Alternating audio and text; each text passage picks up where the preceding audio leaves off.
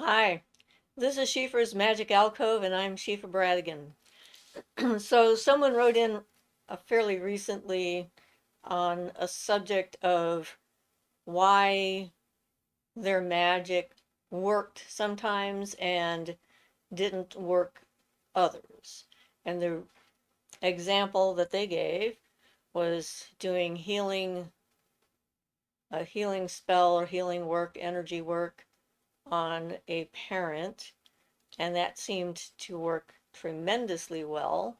And then other spells that they did failed miserably. They didn't explain to me what kinds of spells they were, so I could not answer the question directly as far as why they would fail, not knowing the full picture of what was going on, but it got me thinking.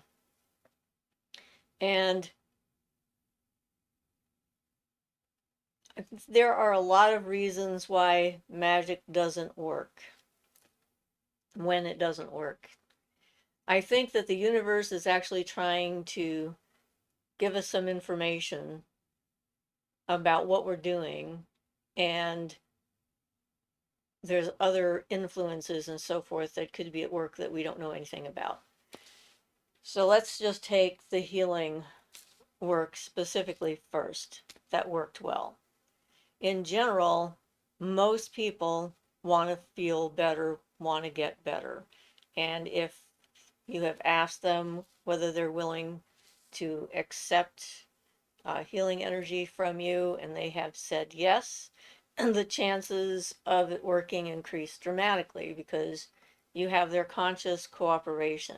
Sometimes it doesn't work anyway, and that will be because there's some kind of an unconscious thing that's going on with them that you aren't aware of. We had a discussion about this on one of our live shows a while back, and someone was very confused about why someone wouldn't want to get better. And there are a lot of reasons why someone wouldn't want to get better that we generally don't think of because we're different people. One of the reasons can be a karmic debt that they've decided they need to pay on some level. They either believe they need to be punished for something, deserve to be sick, and this is the only way they can feel better about themselves, or they've done something that is blocking them from being able to be healed that we don't know anything about. Another reason can be a person wants to stay in the situation that they're in for reasons we may not be able to understand at all. I told the example of a client of mine when I lived in Medford, Oregon, and she was a severely battered woman, and she had gotten into a terrible car accident that almost killed her. And when that happened, her abuser stopped beating her. So in her subconscious, my perception of what was going on, that somewhere in her subconscious she equated these two events as being connected, and in some level they were. She was extremely fragile. He was afraid he was going to kill her, and that would be bad. So he stopped abusing her. And she came in to see me because of the pain that she was in and her discomfort level and so forth. And I would help her to feel better. And every time she started making progress, she would go out and do something that would reverse the progress she had made. Like once she went out and danced like a crazy person and undid all of the work we had done. Um, was one of the examples I could remember. So that's what I learned from my experience with her, that it was pretty clear that she was going to sabotage any efforts that we made. And then towards the end of the time I had her as a client, she decided to go back to him and move out of the state, at which point I was quite concerned about her safety. And I generally keep my opinions to myself in most circumstances, but in this particular case, I was quite concerned about the possibility that she was going to end up dead or severely injured again. And so I just sort of spontaneously talked, knowing I was never going to see her again. This would be my last chance to potentially plant the seeds of self reliance and self preservation in her at the least, and the hope that it would work and that she would not end up as I saw the energy moving towards. I don't know if it worked or not. Sometimes you can't tell. Sometimes you never know. You can just take your best action and do it. So that's a reason why healing spells, which are fairly basic and generally pretty reliable, might not work. Because, we're complicated beings, and the universe is huge and vast, and there are a lot of things we may not be privy to that could influence whether something that we do is either going to be accepted or going to be working the way we expect it to. When it comes to other spells, a similar sort of thing applies. If the spells that you are doing are for your change in status, that's where you can get into some problems, like trying to get a new job, for example, deciding that you have a job that you want to get.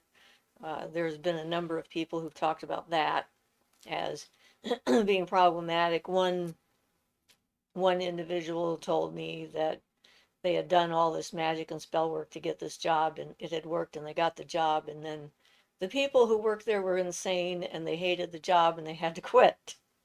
So just because in our conscious mind we see something and we think this is what will work for us, this is what we need, this is what we want, it doesn't mean that it actually is as we perceive it to be. Because, like I said earlier, we're not always privy to all the different factors that are in play.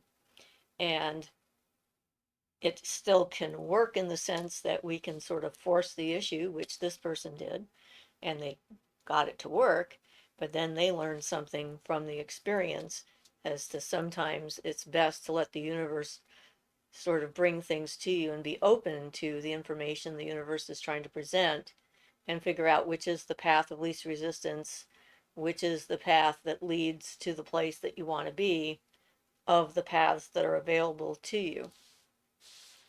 And learning to trust your intuition about that and figure out how to communicate and listen to the universe is all a part of the process. If you are trying to change someone's mind about how they feel about you, that can get into larger issues.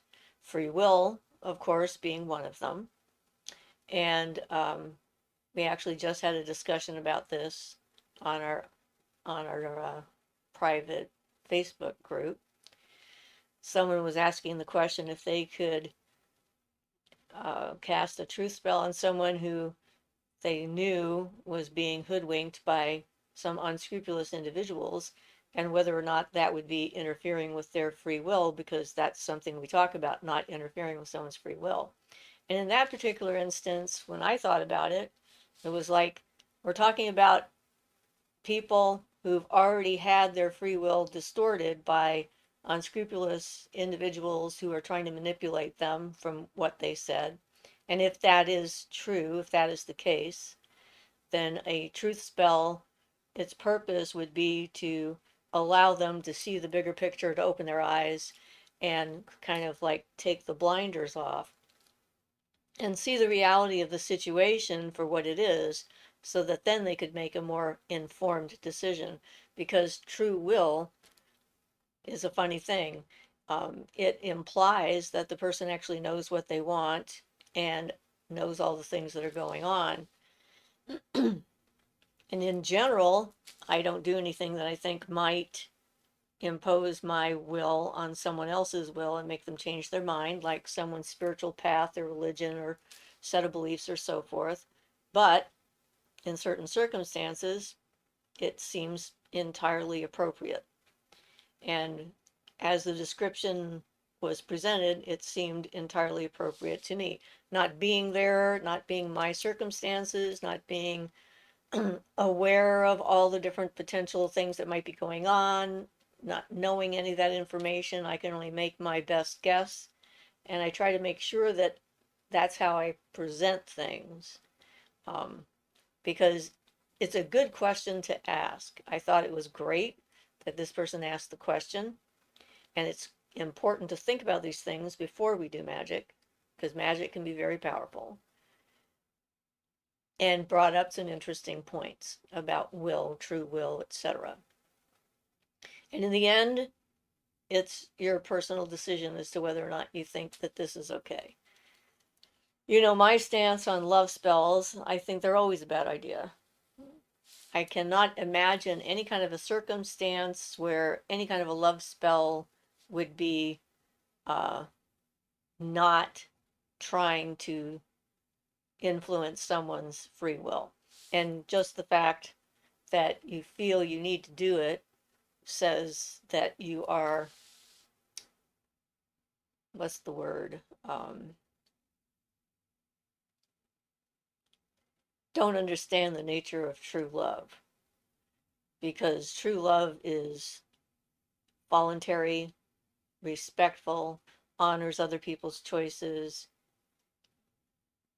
Anybody that says that they know who your mate is supposed to be, if that individual is not ready to accept it or isn't interested in it, you have to honor their choice. You can't force that kind of thing. If you do force it and succeed at forcing someone to be a love interest when they would have not made that choice to start with, you can never know it's real. Therefore, it's not love. I mean, if it's not voluntary, it's not real. Therefore, it's not love. Um, and if they ever find out that you've done that, they'll never trust you ever again. That will be the end of your relationship, because a healthy relationship is based on trust and honesty and, you know, volunteering to be vulnerable with someone else in that way. And not just magic, other coercive methods, you know, trying to bully someone into it, or um, use some of the tactics that narcissists love to use.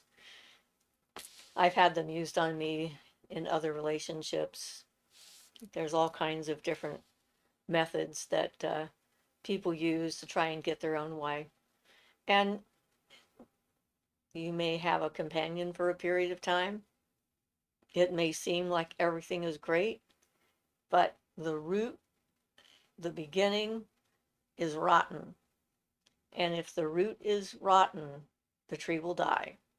It may take it a while to realize. It may take it a while before it starts to wither and shift, but it will do it.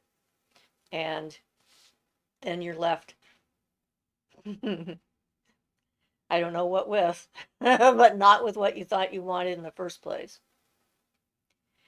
If the magic you're trying to do is to, say, make more money, they can work. It depends. It depends upon much larger pictures. Like, will making more money now impact your spiritual progress in a negative way or a positive way? It's like, how do, you can't always tell. One of the things that I talk about on a regular basis is tuning into the tides of energy that are around you, swirling around us all the time. We are all our own little universe. Each one of us is the center of our own reality and our own universe. And then we have all these other universes that are sometimes going around us, like we're the sun and they're in our orbit.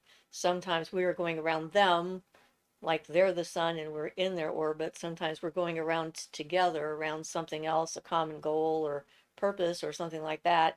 And then that becomes the center, and we're all in orbit around that. But there's all these different forces and influences, your subconscious, your unconscious, your conscious, um, any unworked things that you might have, patterns that you haven't broken out of or looked at or evolved from or recognized, to be able to see when they're coming. That's what all the shadow work is for, is to try and clear that kind of stuff out so that you don't have, you're not short circuited completely from your purpose.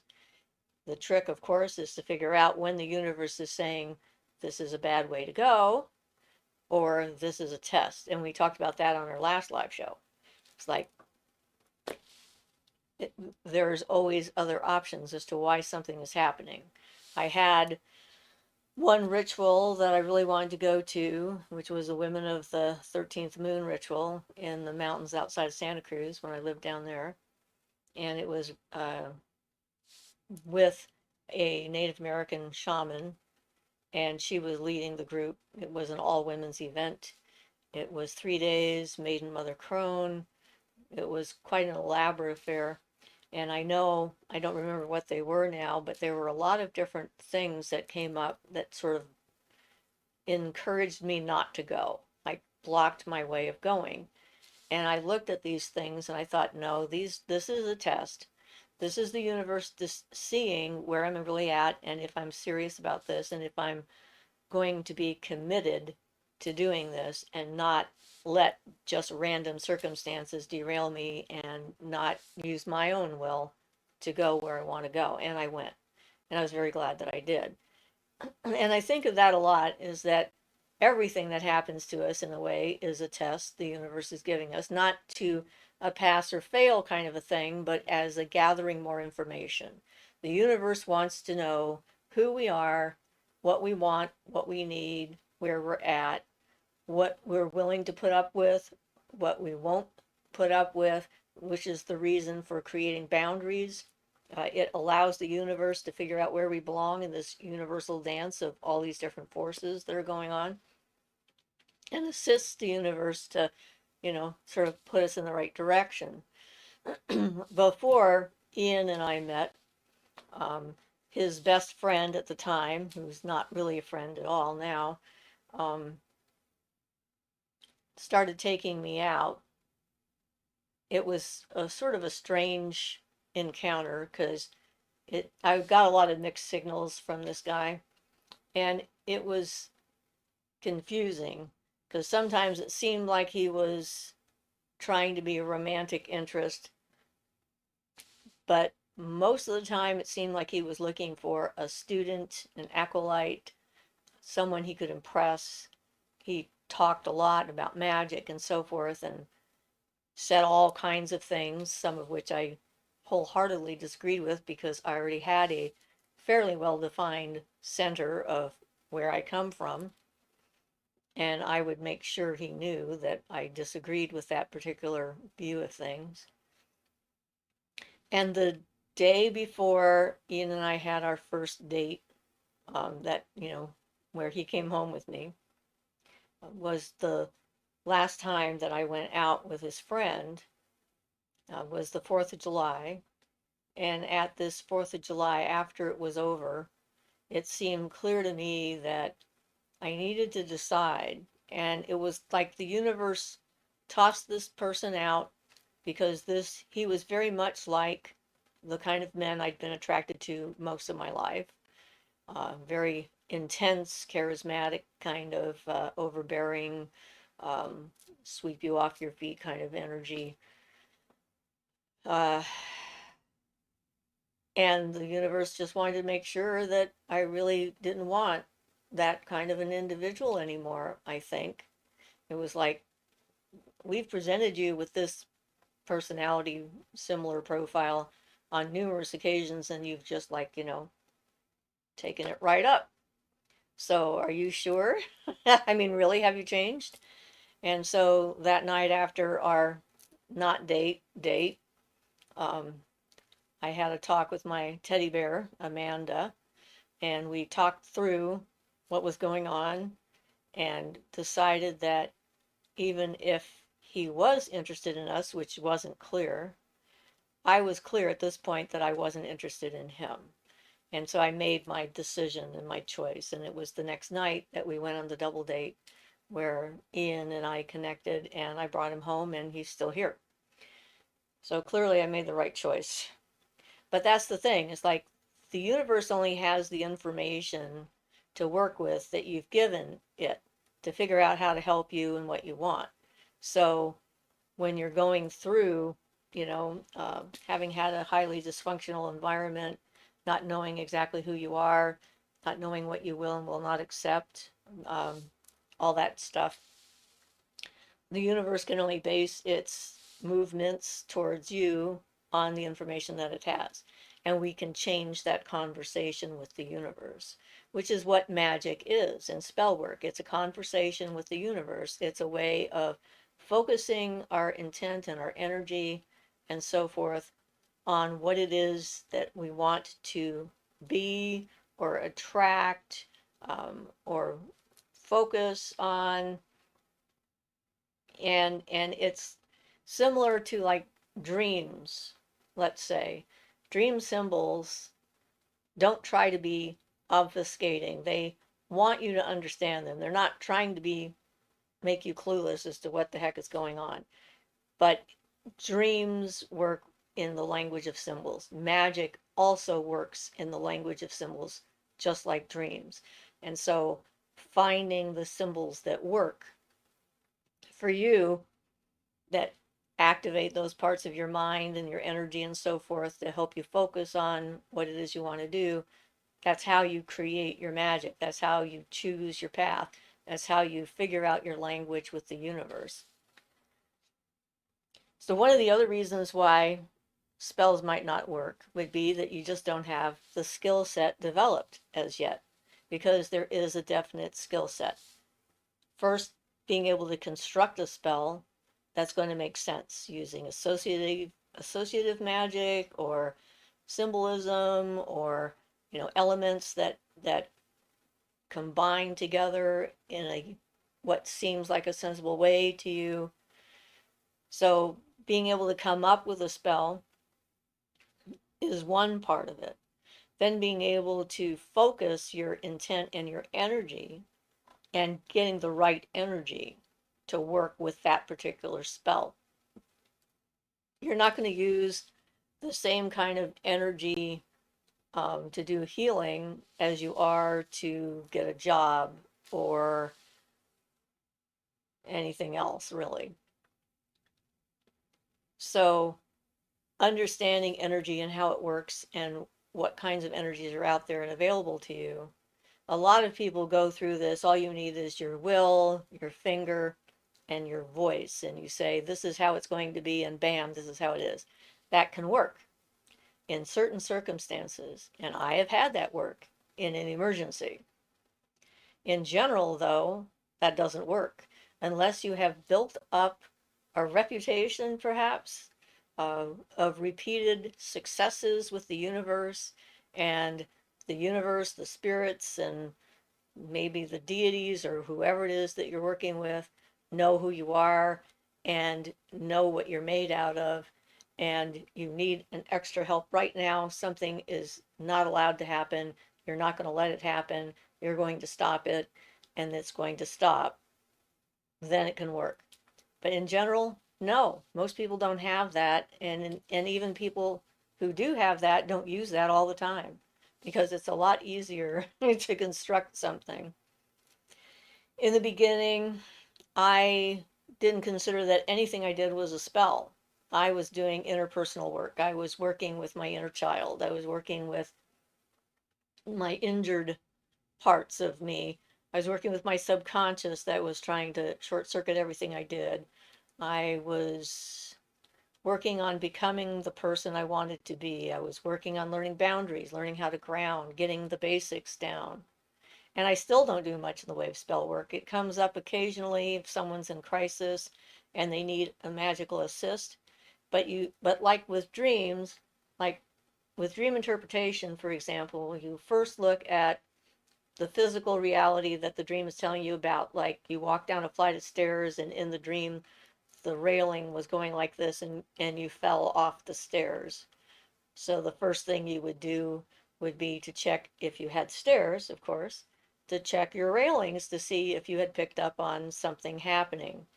Um, and then another level of that same dream would be that something that you're depending on for support is suddenly not dependable, and you need to figure out what that is. Is that a person, a place, a thing? What exactly is it that you are supposing is a support system and isn't a support?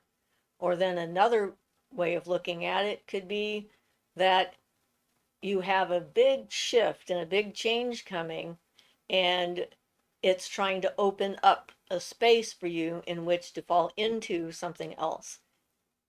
And spell work is similar to that.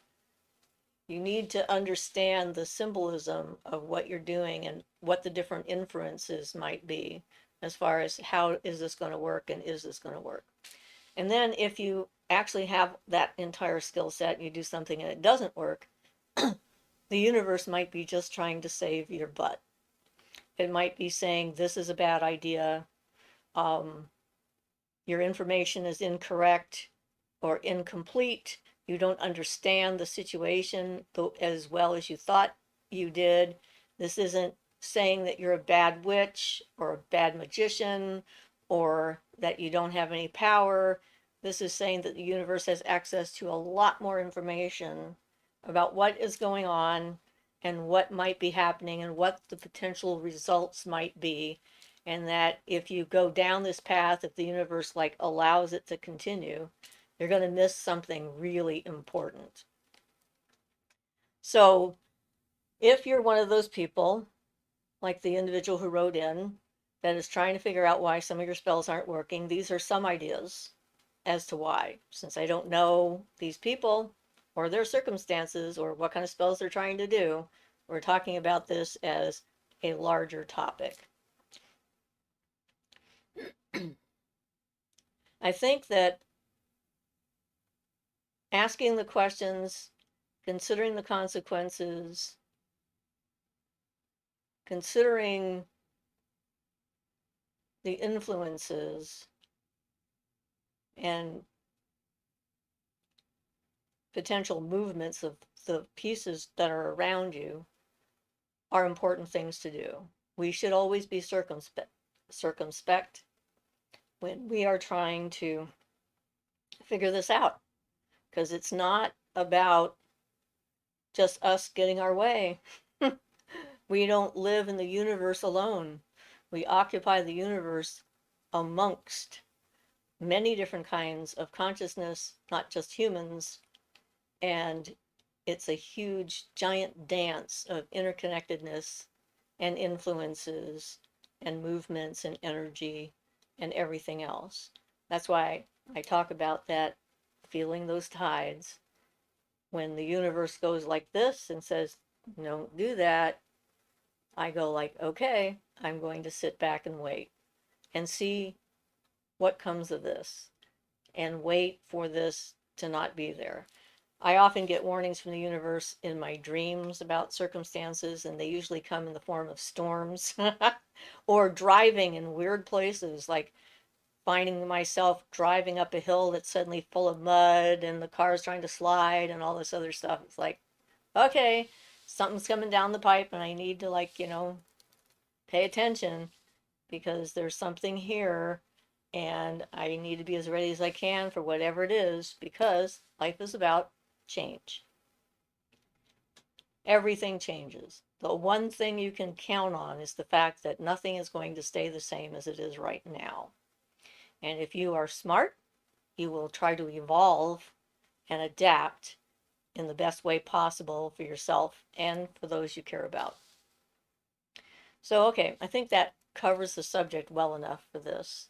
And we can see what kinds of questions or comments people have. I'm always interested to learn more and, keep those thinking caps on and keep learning the different skills that you need. quieting the mind, focus and concentration, intuition,